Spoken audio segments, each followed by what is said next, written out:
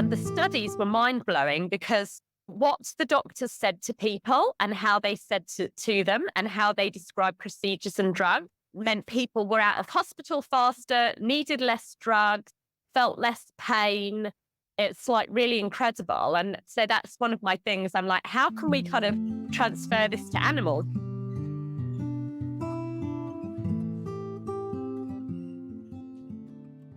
Hi, guys, and welcome to the House Call Vet Cafe podcast. I'm Dr. Eve Harrison. I'm a full-time integrative concierge house call veterinarian in Los Angeles, and I help other vets to build their unique mobile practices on their terms. This podcast is for and by house call and mobile veterinarians, so it is meant to give our community a platform to connect, to share our stories, to lift each other up, and to support each other. Most of us work solo as lone wolves, right? So for me, it's been really powerful to be able to physically hear the voices of my colleagues from all over the world and to get a chance to feel that we truly are part of a community of very real other human beings who get it. While you may be alone in that little bubble of your own vehicle when you're on the road seeing patients, I welcome you to join our community by tuning into our own podcast when you're on your way to your next house call. Whether you're a super experienced house call vet with 30 years of experience, you're a brand new prospective house call vet just looking to get started, or you're house call curious, there will be something for you in this podcast. Each episode, you will hear interviews from other mobile veterinarians just like yourself who are doing unique and innovative things, vets who are sharing their stories, their struggles and challenges, and you can also look forward to hearing valuable information and perspectives from specialists and experts outside of our micro niche. And finally, if becoming a house call veterinarian is something that you've been thinking about exploring, or you're looking for some extra support getting your own mobile practice to feel more profitable and sustainable for you, check out the information in the show notes about my course and our above and beyond supportive private community for members only, plus our monthly group coaching sessions within the House Call Vet Academy. You can also check out my free public Facebook group, which is also called the House Call Vet Cafe, the same name as this podcast, and which is a warm and cozy community for mobile vets to support each other in professional and personal development, in creative entrepreneurship, and in friendship. So thank you guys for spending time with me today. Let's dive into the episode. Hey everyone, we are back with part 2 of our 2-part series with Dr. Caroline Murray. This episode is likewise just as kick-ass as part 1, and I hope you guys love it as much as I did. On the note of like the sustainability thing, I think there are ways. So I met virtually through an online conference an incredible guy who is Kenyan, like a native Kenyan, and he was working for a charity there. And so that's a big advantage when you have local people there who understand the culture. And the charity that he went into was international. And they did the usual thing of, like coming, giving stuff for free, kind of leaving. And so then people start to expect that. And so what he introduced was like introducing like a small fee for, flea worming, that kind of thing. And then the people see the benefit of that in their animal. So then they're used to kind of paying and not so saying that, then we're going to charge full fees or whatever, but so helping people to help themselves, but also seeing the value and getting a way to sustain the charity. And he like really revolutionized in Kenya, like a big international charity way of working, which I think is really incredible. So having those people on the ground is like golden. That is such gold. It sounds to me like what he did was he introduced a standard. Like people like, this is what's possible. Like you said, this is the value and this is the way it can be sustained. There was like a level of communication rather than like giving the fish or like showing the value of the investment, even if it's a small amount, that this is a worthwhile pursuit. That's really cool. Yeah. And also they did, I was like, so in a lot of countries, as you know, like Africa and Asia and things, the vets that are from, well, some of them don't even have vet schools. Like Sierra Leone, there's a charity that I kind of help with remote advice. They don't even really have a vet school. And so even Fiji, they had a vet school and then they decided that all the graduates weren't really trained enough. So they didn't let them work, just craziness. But so it's important to just try and find some kind of level of people. So I think in Kenya, they had paravets or something. So you start training up the locals to do the things that then the other locals can help themselves. And so you're not constantly needing foreign aid, and it might need foreign overseeing, but the model that he came up with was really brilliant. And even just like a small example, for example, with the street dogs, like they're attracted to rubbish and restaurants throw the rubbish out because they don't have rubbish collection. And so explaining to them like why they need to either take a tip or not do that. So he like really got to the root cultural causes of everything, which it was so fascinating to talk to him. And I think he's like a really great role model that we could all learn from. It's such powerful work, and that he went to the source, and like instead of just keeping them dependent on international aid, he actually empowered them. That's like the best kind of work to me, and I find it so inspiring too. Like, thank you for sharing about this person. I'm feeling very inspired right now. It's really, really cool. And I find it so cool that your work, like as a veterinarian, puts you in proximity to these kinds of issues and individuals doing this kind of work. I think that's really powerful and really, really cool. And I'm sure that it must inform how you practice as a house call vet in your own practice. I mean, you don't have any experience in isolation. Everything informs everything, right? Like our lives are never just completely compartmentalized. So I'm curious, like this is kind of an off the cuff question. Like, is there any way that you can think of that your work there in these sorts of context has informed the way you work as an entrepreneur or as a mobile vet? I think one thing that's definitely helped, but also from moving from the UK to New Zealand, where there's a lot lower level of facilities and especially a lot of rural places, is I've learned that you can do quite a lot with not very much. And New Zealanders there's kind of like a joke here that you can fix anything with duct tape, sailor twine and number 8 wire and some plastic piping, but you actually can. And I think it makes you realize that you don't, I mean, gold standard is great, but it's not around in a lot of places. And if it is around, it's often really expensive and not within the range of what normal people can afford. Because I think one huge difference I found moving from the UK to New Zealand is in England, 80% of animals are insured, so you can refer nearly everything. No one really does general orthopedics anymore because it's all referral. In New Zealand, maybe 10% of animals are insured. So a lot of animals get euthanized for things that could be fixed, but are just not feasibly possible, mainly due to economic. And, the price of referral stuff is really escalating a lot. And some of that is just because of supply and demand.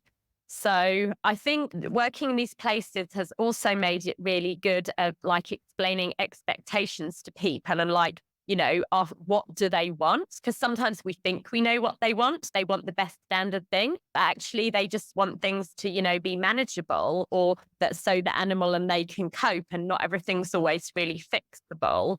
So I think I really learned to think outside the box and just be really resourceful. Like, what have we got? What are the options? And also really important, what does the owner want and expect? And can we do that? Not just say, this is what we think we should do, because it comes to the talking and communicating. Man, I so relate to what you're saying. And I personally observed veterinarians from New Zealand to have that quality of that sort of like outside the box thinking and doing what you can with what you have right now. And how that my own international work, I haven't done a whole lot of it, but I spent 3 months in the Cook Islands on Rarotonga. Amazing. Yeah, Esther Honey Foundation, which I don't think quite exists anymore. No, sadly. Yeah, you know about them. That place saved veterinary medicine for me, and it tricked me into thinking I wanted to do a surgical residency because everything was surgical there, and I was just like, man, the difference between animals that live and don't live are the veterinarians who are competent in surgery and who know what to do and who can think outside the box and who can work with what they have in an environment that is like literally scarce in funds, scarce in medicine, scarce in supplies, scarce in support staff. And I saw the New Zealand vets. New Zealand is like the closest kind of like major area, I think, to the Cook Islands. And I saw a lot of New Zealand vets just like fucking rocking out of the park and how they cared for these animals. And I was like, I must be a surgeon. Like, the thing is, like, it's so hardcore the opposite of what the gold, like the ivory tower surgery in the residency and specialty in surgery is. It was just like, well, this is not the same thing at all.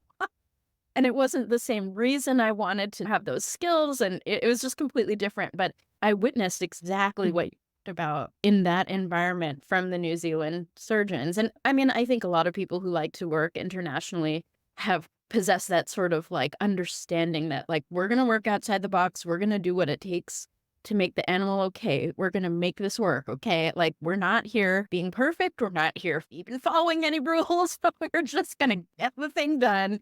And, for the benefit of the animal and for the team and the overall good. Like, just I love seeing that, putting the overall good top front and center above rules, above anything else. Like, to me, that spoke to my heart and my core of like my value system. And so I love that you brought that concept in because it's been very powerful for me to witness. And I was in vet school. I was like a year after my first year and I was thinking of dropping out. I went to the Cook Islands and I was like, I'm staying and I'm in Pittsburgh. And I was like, okay, I've got one of those things right, the other not right. Life is for learning. But anyway, have you done any work with Esther Honey or been to the Cook Islands? No, I was very sad because Esther Honey was always on my long to-do list and then it got shut down. I think there was some kind of political things going on. But I was in Fiji last year, just really briefly. So I was fortunate enough to be invited to this incredible wedding that was on a cruise ship. And then I tacked on at the end of that. I went to an island that I discovered they only have a vet there 3 days a month, which was really incredible. And I saw the most wild, crazy medical things I've seen because they have tropical things that we don't really have in New Zealand, like paralytic fish poisoning. Right.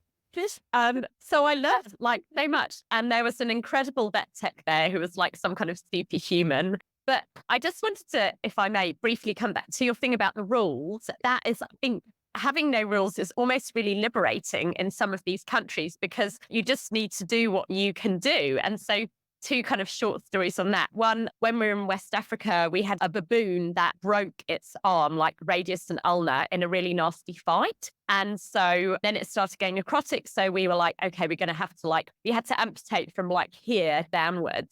And we didn't have an autoclave. We didn't have like a clinic. So we bought a hacksaw, boiled it up, and darted the baboon and got it out and did the surgery on the sterilized table, gave it antibiotics, and it all heals up fine. And, that would be like probably any zoo vets watching this would be completely appalled. But that's what we had to do at the time. And similarly, we had a lot of very young baby chimps that were orphaned because of the logging, because they shoot the parents. And so if we wanted to treat them, we had very good keepers who were local. But there was also kind of like an alpha male. So the keeper used to go in with a big stick and stop the alpha male getting towards us. We would like run in and get hold of the baby that we needed with some help and treat it. And so a few years later, when I went to like a CPD thing at Chester Zoo in the UK, they've got like some big chimps there. And I said to them, oh, so, what happens if you need to, go in there and do something? And they just looked at me in abject horror and said, like, we don't go in there. Like, it's too dangerous. And I thought, oh, probably not a good idea to mention what we did back in the day. But again, it comes down to choices and risk and, making the best of what you have. Exactly right. This reminds me of 3 things, actually. Like when you were mentioning the saw, I was like, that reminds me of, like the Civil War in the United States, like wartime MASH units where they're like, well, we got to amputate your leg. That's the only way you're going to live. And it's not going to be with an autoclave and anesthesia.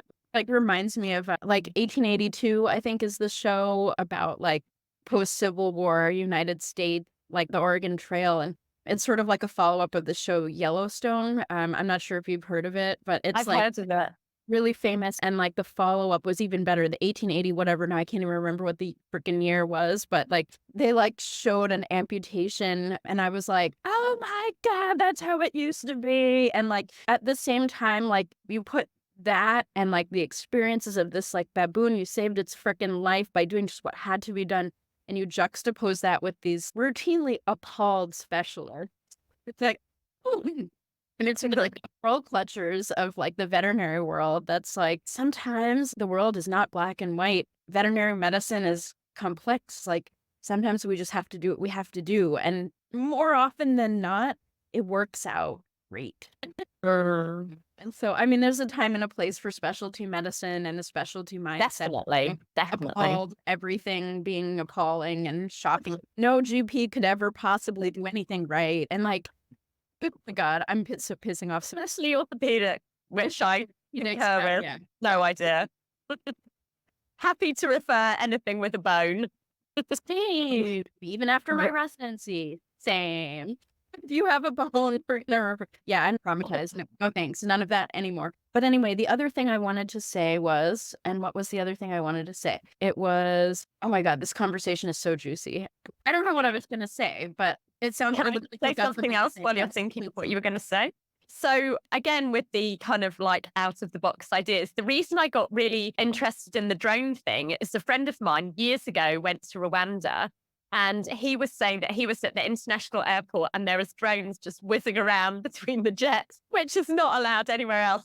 But these drones for years, Rwanda, and I'm pretty sure other countries as well, have been using these drones to deliver remote medical aid to humans. And I thought, well, surely we can do this for animals. And so I've been talking to people in New Zealand, but we've, again, regulations. In New Zealand, you're only allowed to fly a drone within line of sight, which is kind of obviously quite limiting. And, when Australia and I know the US and Canada had horrific bushfires or even floods or any natural disasters, which we have a lot of in New Zealand, you get pockets of isolated communities and their animals. And there must be a way, I feel, to get some remote aid to those places. So if anyone out there wants to talk about this, I would love to hear from you. I'm like squeaky wheel in this country. Love it. I absolutely love it. That's so great. Yeah. So if anyone's out there listening and wants to be involved in a drone project, please reach out to Caroline. Hi, my name is Jonathan Lau. I'm the founder of O3 Vets. One of the challenges of being a mobile veterinarian is that you have a more limited toolbox to draw from. At O3 Vets, we put a powerful tool into your toolbox by providing ozone therapy equipment designed specifically to help the mobile veterinarian treat those tough cases. Ozone works as a redox molecule to help decrease inflammation and improve cellular communication. This has an incredibly beneficial effect on a variety of conditions, as demonstrated through the hundreds of scientific studies available. If you would like to join thousands of veterinarians who've experienced the power of ozone therapy, you can visit o3vets.com or call us at 517-925-8148. If you mention this ad, you'll get access to our online training course with the purchase of your ozone equipment. So I guess I have a totally separate subject. I mean, I guess none of it's completely separate, but it's sort of like a different angle or a different kind of direction to go in at the moment. We've talked together about how passionate you are about self-care, boundaries, and what ties into that is kind of not being stepped on by corporate practice. They're connected in certain ways for some of us veterinarians who've experienced things, right? So I mean, this is sort of related. You shared with me that you lost a dear friend and colleague who took her own life. Would you be comfortable kind of telling me about that and what this all means to you and how it might link together? And honestly, if we could say her name to honor her too, I mean, I love that. There's quite a few, Eve, not just one, sadly. But yeah, so my two best friends from vet school, one of them, her name was Megan Brannigan, a beautiful Irish lady. And the other one was a lady called Sabina Jensen. She was Norwegian and she actually worked in Africa and did a PhD on HIV in primates in the middle of the jungle, both incredible human beings. Both of them really sadly took their life and also very unexpectedly out of the blue. None of us saw that coming. And a lot of it made me, and then I've had other experiences similar with people I've known and colleagues. I mean, as you probably know, it's very common in the vet world, but it made me kind of realize that we need to be more aware of how we look after ourselves, how we talk to ourselves. And I only really discovered boundaries years ago, very late on in life. And also I feel like we need to advocate for ourselves and others as well. And it's really important to kind of work out what, again, related to your values and also beliefs, what you are willing to tolerate and not tolerate. And again, communication is a really big part of that. So, for example, I used to, back in the day, just get put up with stuff, get really seething and angry, and then the pot would boil over and it would all get pretty ugly. But that's one of the many reasons I started doing the NLP. And it really helps me work out, how to communicate in a peaceful, non-conflicting way. And my life was a lot less, it basically gets rid of conflict and teaches you how to be adults and communicate your needs and understand other people and be more empathetic, and also understand where the root of people's behavior comes from, which I think is also really important. Like, when people have a very unexpected dramatic reaction to something, it's not normally about what's actually happening. It's about some kind of trigger from past experiences, and just even being aware of that. Or you don't need to know what that thing is, but just aware that, we all have things that are going on. The corporate thing, I think, is just a really ongoing situation. Personally, I found that they don't really care about people or animals, and it's more about the bottom line, because a lot of them are owned by people who are not really, obviously people need to run businesses and that's their thing. But I feel like in that respect, veterinary has really lost its way, and that's not why I became a vet. But then there are other companies that people are really happy working for. But I think it's become more commonplace now to talk about mental health, and also associated that physical health. Like, I used to think it was perfectly fine to eat chocolate ice cream for dinner on a Friday night because I couldn't really be bothered to pick up a saucepan. But that's not really good for you long term. And, we have a lot of webinars about eating and sleeping well, but I think at the very core of that, you can't do that if you're working in a place with a toxic culture and a very uncivilized workplace. And I think we really need to work on that, even as ourselves or managers and leaders. Having free pizza does not make up for being treated really badly and working 12 hours a day and having no break. And I think that's a thing that we still need to work through. And they're actually doing it in the new vet schools in the UK. And I think New Zealand is really good at that, from what I've heard of the new vets. They're actually teaching communication, psychology, and business, because I feel like if back in the day our employers had learned that, we probably wouldn't all be burnt out and in the situation that a lot of us have been or are in. And now it's becoming more common that it's really okay to talk about mental health. And just because you're seeing a counsellor doesn't mean you're completely crazy. Actually mean you're actually really open to sorting things out. And there is a lot more awareness about that, which I think is really good. And companies now have to offer, I don't know how it's in the States, but in New Zealand, they have to offer employee assistance, which I think is really good. The level of that varies, but just getting it out there, talking about it is a massive thing, and being aware.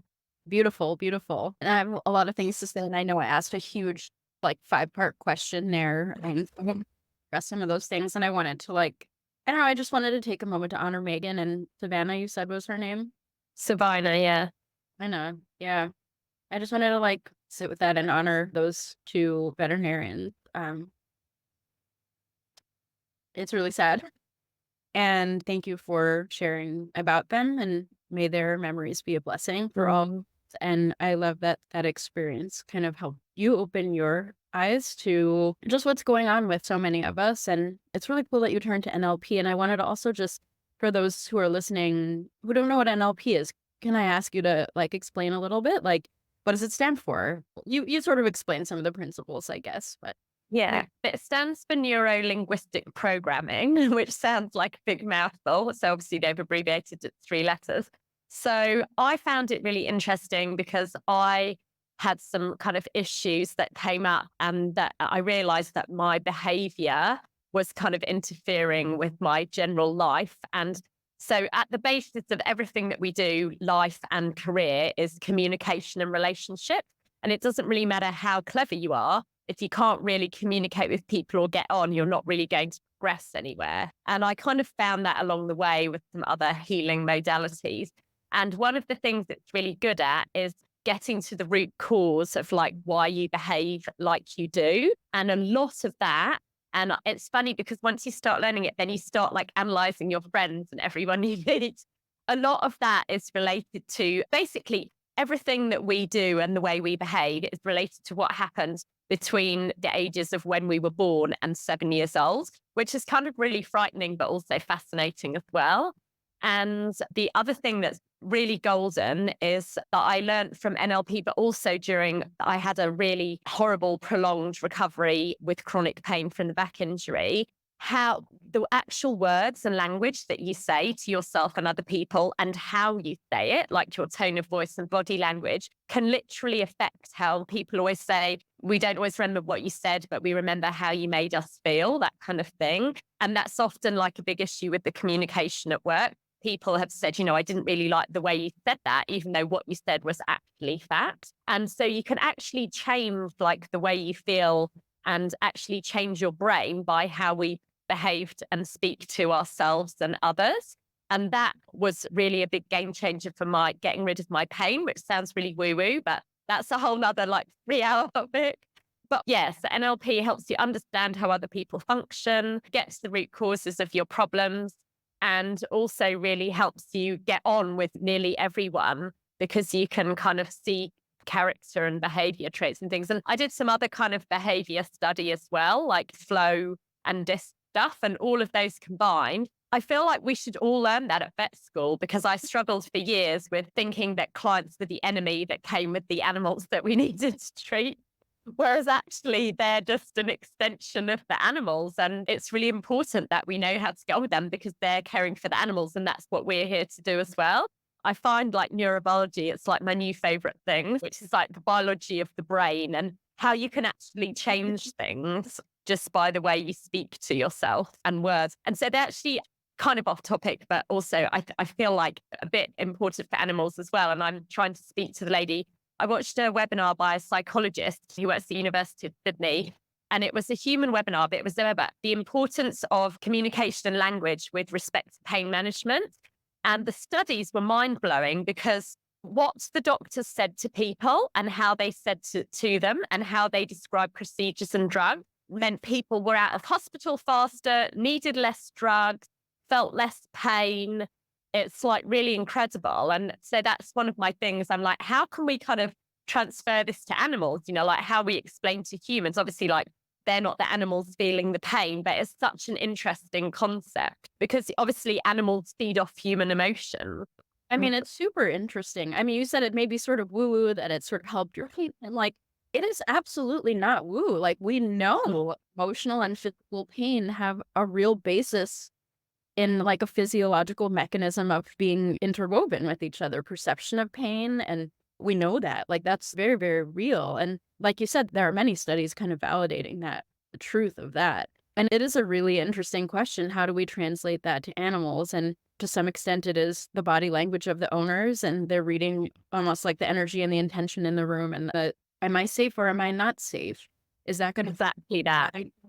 To like, how is that going to impact my perception of pain, like on the brain level, right? So it's absolutely fascinating. And I think, I mean, man, there's so many directions we can go in this conversation. And kind of even just like tying it back to the house call practice model that when an animal's stress is reduced, the With the owner there. client stress reduced, like that's going to also impact the perception of pain. So when we're dealing with like analgesia or like, like pain related conditions like arthritis, which a lot of our house call patients will be in, like there's an inherently emotional component to handling that I think goes unsaid, but I think that there's a pathophysiologic process that is informing their healing process or their perceptions of the sensations and things like that. And thank you for explaining what NLP is. I think that makes perfect sense. And the way we speak to ourselves and our own minds influences everything. And I also think it's interesting that speaking of curriculums, like we don't learn this in school. We don't learn business in school. We don't learn anything about self-care.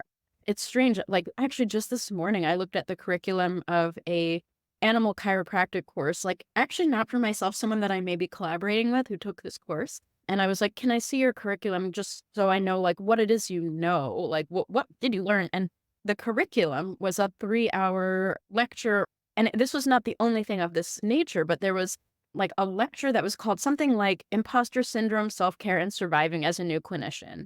I'm like, yeah.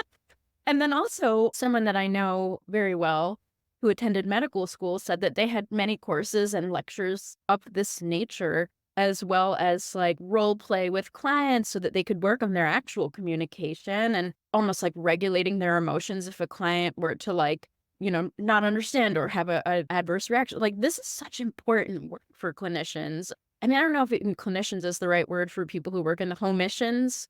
Do we call them home missions instead of clinicians? You know what I mean? But we don't work in the clinic, we work in the home. We're at home missions. But Great word. but it's fascinating in veterinary school. And now the continuing education world has more in this vein, but like out of the gate, we should have this information. We're doing such emotional work and such important work, and damn, like, why? Get on it, people. Agreed. I think the fear-free stuff, kind of addressing that, like with people are constantly amazed, when you bring a puppy in, if you give it food, it doesn't even feel you vaccinating it while it's eating the food. There's lots of really simple things that we can do to alleviate. And similar thing, like they found with babies, when babies are being breastfed, you can do little heel prick blood tests and they don't feel it, which is such simple, incredible stuff. You don't need drugs. You don't need really expensive equipment. So I feel like we're all kind of going back to, like what we used to kind of do innately back in the day. But things have just got really complicated. And I think, with the owners with them is really helpful. So this conversation has been absolutely marvelously fascinating. And I was like, oh, this might be another like multiple part episode. Like as soon as we started talking, I was like, okay, yeah, we're not going to finish this conversation in 30 minutes. Sorry. I No, feel like we need like 2 hours. No, this is absolutely wonderful. And so I think at this point, probably we will go ahead and close up the episode. But first, I wanted to check in with you and see, is there anything that you'd like to share with the House Call Vet Community International or not? Anything that you think would be helpful for new house call vets, or really anything else about yourself that you'd like to share? I think just for new house call vets, like back yourself. I started doing the mobile clinic because I felt like I didn't really have any option. And then I realized how fulfilling it was and how I really loved it. And like, I really enjoy working in that way and connecting with people in that way. And there's never a good time to start. We're reading all the time about, just do it. And I did it with no business knowledge whatsoever, which I wouldn't probably recommend. But sometimes circumstances dictate that you need to do things. And often, even so, when I travel, I just book the first 2 nights and then wing it for 6 weeks. And those are the best travels I've had. I think in the same vein, it's really important to do what you love and follow your passion. And like house call isn't for everyone.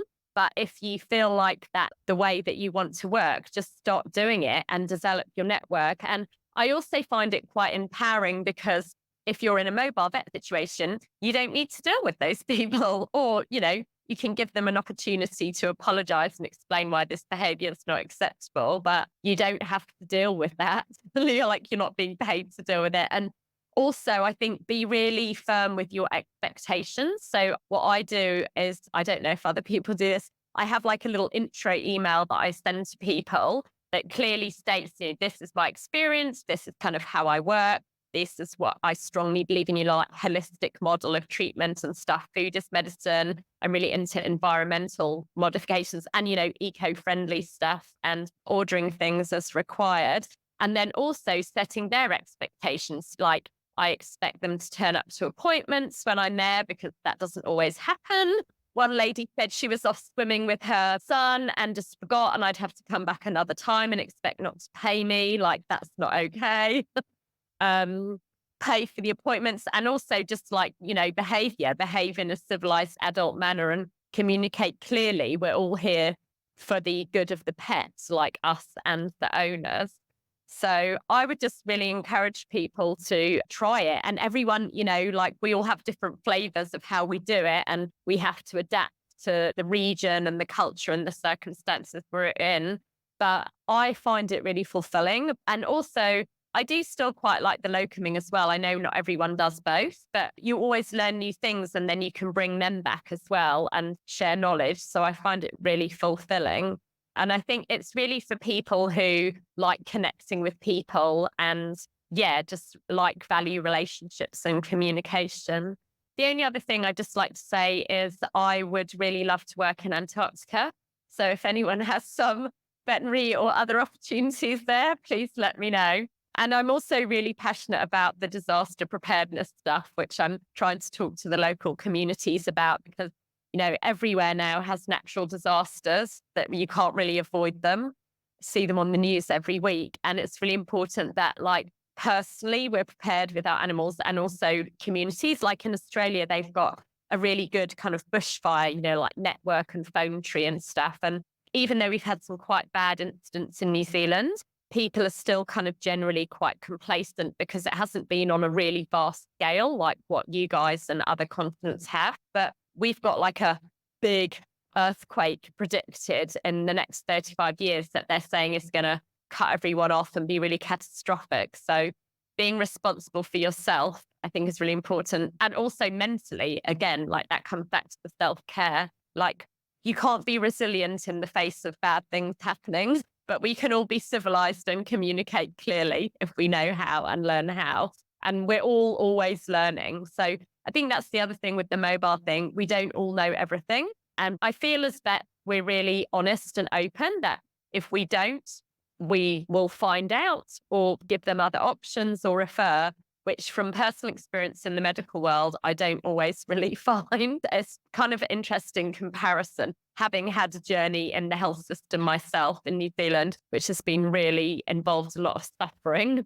I find it really interesting to compare what we offer as veterinarians. And I think, yeah, I'm really glad that I'm a vet. And I think like what you were saying about the Esther honey, like doing what you love and being strict about your time frames, like you're not going to do it 7 days a week, makes you really love your job again. That's what I found, like you did. Finding your people is really important. Find people, you're the sum of the 5 people you surround yourself with. So find people that are supportive and also find your client that really value you. Man, I couldn't have said it better. I love everything you just said so much. Like, it's about the boundaries. It's about the communication of those boundaries. It's about finding the clients that are the right match for you. The 5 most people you spend time with, like, really influence you and vice versa. I think that's so important to consider when we're making these choices in our businesses about who to surround ourselves with as business owners and who to surround ourselves with in terms of our clients, because we will be spending time with them.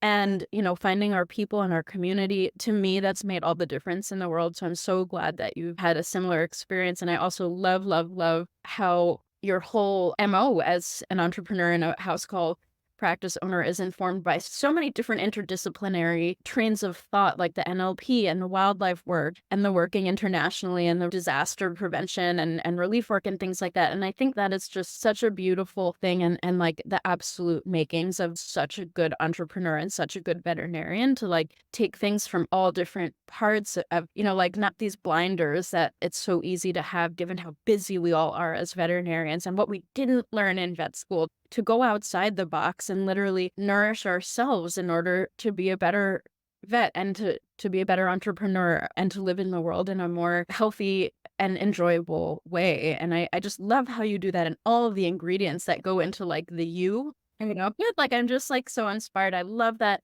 I also want to state that I still have not learned that eating chocolate ice cream for dinner on a Friday night is wrong. That happens to me on the regular. And then also for any vets that are in Antarctica that would like to hire Caroline, please reach out. I'll probably be able to reach her in the show notes. I think we have that information prepared somewhere. And then to close up shop, I wanted to ask if you'd like to place an order in the House Call Vet Cafe. Would you like to order a drink of any kind? Oh, my 2 favorite drinks are peppermint tea and Bailey. Do you have either of them? Yes, we have those in stock. In fact, we have them in droves. So excellent. All right. Well, thank you so much for sharing your wisdom and insights and experience here. And I hope our listeners will find this conversation as inspiring as I did. And until we connect next time. Thank you very much for the opportunity. Lovely to meet you. Thank you so much for listening to this episode of the House Call Vet Cafe. If you enjoyed this episode, then hit the subscribe or follow button on Apple Podcasts, Spotify, Google Podcasts, YouTube, or wherever you listen to podcasts so you never have to miss an episode.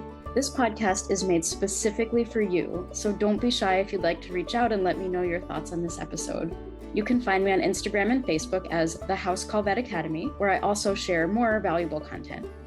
If you're interested in learning more about consulting for House Call Vets or the House Call Vet Academy online course and community, please click on the link in the show notes.